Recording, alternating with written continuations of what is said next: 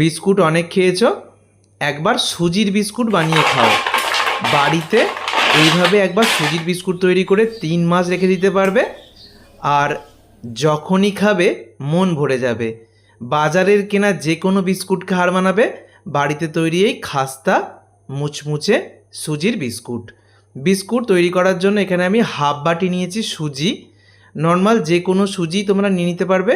সুজিটাকে অবশ্যই মিক্সার জারের মধ্যে একবার গুঁড়ো করে নিচ্ছি।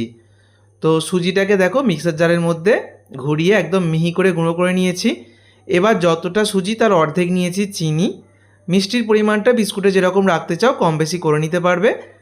সুজির অর্ধেক নিয়েছি চিনি, 1 বাটির অর্ধেক নিয়েছিলাম সুজি, আর 1 বাটির 4/1 নিয়েছিলাম চিনি। চিনিটাকে আমি গুঁড়ো করে নিয়েছি।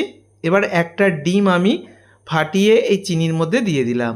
ডিমটাকে খুব ভালো করে চিনির সাথে মেশাতে হবে আর খুব ভালো করে ফেটাতে হবে। ফেটাতে ফেটাতে ডিমের যে অংশটা সেটা কিন্তু কিছুটা সাদা মতো হয়ে যাবে।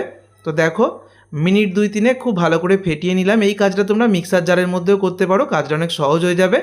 এবার 10 টাকা দামের গুঁড়ো দুধের প্যাকেট নিয়ে নিয়েছি। এখানে 1 প্যাকেট দিলেও চলে, তবে টেস্টটাকে বাড়ানোর জন্য আমি 2 প্যাকেট নিয়ে নিলাম। খুব ভালো করে মিশিয়ে নিচ্ছি। গুঁড়ো দুধটা দিলে টেস্টটা অনেক গুণ বেড়ে যায়। খুব ভালো করে মিশিয়ে নিয়েছি। এবারে নিয়েছি আমি এখানে গুঁড়ো করা সুজি। যে হাফ বাটি সুজিটা আমি গুঁড়ো করে নিয়েছিলাম সেটা আমি দিয়ে দিলাম। খুব ভালো করে মিশিয়ে নিচ্ছি। হাফ বাটি সুজির জন্য ওই বাটিটা 4/1 চিনি নিয়েছি। 2 10 টাকা দামের গুঁড়ো দুধের প্যাকেট দিয়ে খুব ভালো করে একটা ডিম দিয়ে ফেটিয়ে মিশিয়ে নিলাম। এবার যেহেতু সুজি সেহেতু এই মিশ্রণটাকে ফুলতে দিতে হবে, মানে একটু সময় দিতে হবে। 10 মিনিট মতো রেখে দিয়েছিলাম, সুজি ফুলে গেছে। এবারে আমি দিয়ে দিচ্ছি এখানে 4 চামচ ময়দা।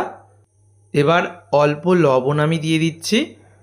এই রেসিপিতে আটা ময়দা যে কোনো একরকম ব্যবহার করলেই চলে, আমি 2 রকম দিয়ে বানাবো। 1 চামচ ঘি দিয়ে দিলাম। ঘিটা দিলে টেস্টটা অনেক বেশি বেড়ে যায়। এখানে তোমরা বাটারও দিতে পারো ঘিয়ের পরিবর্তে। তো ঘি বা বাটার যে কোনো একটা মিশিয়ে নেবে। খুব ভালো করে হাত দিয়ে মেখে নিলাম। এবারে আমি দিয়ে দিচ্ছি আটা। যতটা ময়দা নিয়েছিলাম ততটাই আটা এখানে দিয়ে দিচ্ছি।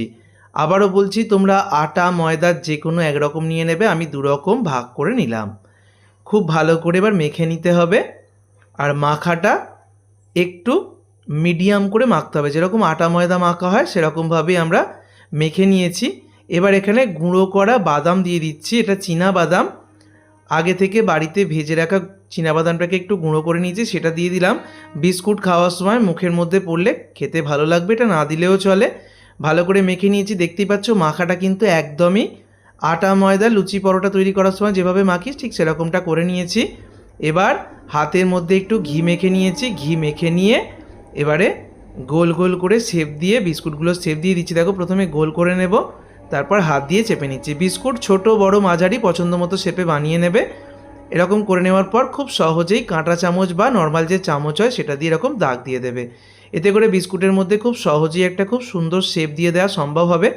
দেখো এইভাবে করে আমি কয়েকটা বিস্কুটের শেপ দিয়ে দিয়েছি। বাকি বিস্কুটগুলো ভেজে নেব।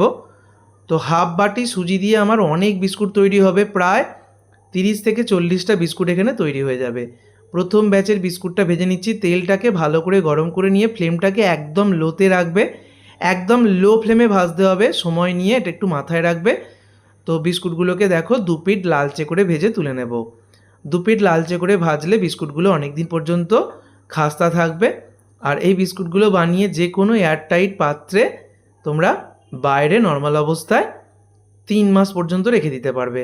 বিস্কুটগুলোকে ঠান্ডা করে নেবে। যখন দেখবে গরম অবস্থায় ভেজে তোলা হচ্ছে তখন একটু নরম মনে হতে পারে, তবে এই বিস্কুটগুলো ঠান্ডা হয়ে গেলে সম্পূর্ণ ঠান্ডা হয়ে যাওয়ার পর অনেকটাই শক্ত হয়ে যাবে, একদম খাস্তা মুচমুচে হয়ে যাবে। দেখো কতটা সুন্দর দেখতে হয়েছে, আমি ভেঙেও দেখিয়ে দেবো। বাজারের তৈরি যে কোনো বিস্কুটকে হার মানাবে বাড়িতে তৈরি এই বিস্কুট। এর টেস্ট দুর্দান্ত হয় বন্ধুরা, আর ভীষণ খাস্তা মুচমুচে হয়। আশা করছি তোমরা আওয়াজ শুনে বুঝতে পারছো কতটা বিস্কুটগুলো খাস্তা মুচমুচে হয়েছে। আর এই বিস্কুটগুলোর টেস্ট অনেক বেশি হয়। এখনও একটা ব্যাচ বিস্কুট ভাজা বাকি। তো 2টো ব্যাচে যতগুলো বিস্কুট ভাজা হয়েছে আমি এখানে দেখিয়ে দিচ্ছি। বিস্কুটগুলো ঠান্ডা করে নেওয়ার পর তারপরেই কিন্তু কোনো এয়ারটাইট পাত্রের মধ্যে পুরবে। দেখো একদম খাস্তা তৈরি হয়েছে বিস্কুটগুলো, দেখেই বোঝা যাচ্ছে। যত খাস্তা হবে ততই কিন্তু বিস্কুটগুলো বেশি দিন পর্যন্ত ভালো থাকবে। চা কফির সাথেও দুর্দান্ত লাগে, শুধু শুধু খেতেও ভালো লাগবে। ছোট থেকে বড় সবার প্রিয় এই বিস্কুট। এই বিস্কুটগুলো আমি তেলের মধ্যে ভেজেছি, তাড়াতাড়ি হয়ে যাবে তেলের মধ্যে ভাজলে। চাইলে এগুলোকে তোমরা বেকও করতে পারো। অবশ্যই বাড়িতে তৈরি করো। ভিডিওটাকে বন্ধুদের মধ্যে অনেক অনেক শেয়ার করো। ধন্যবাদ।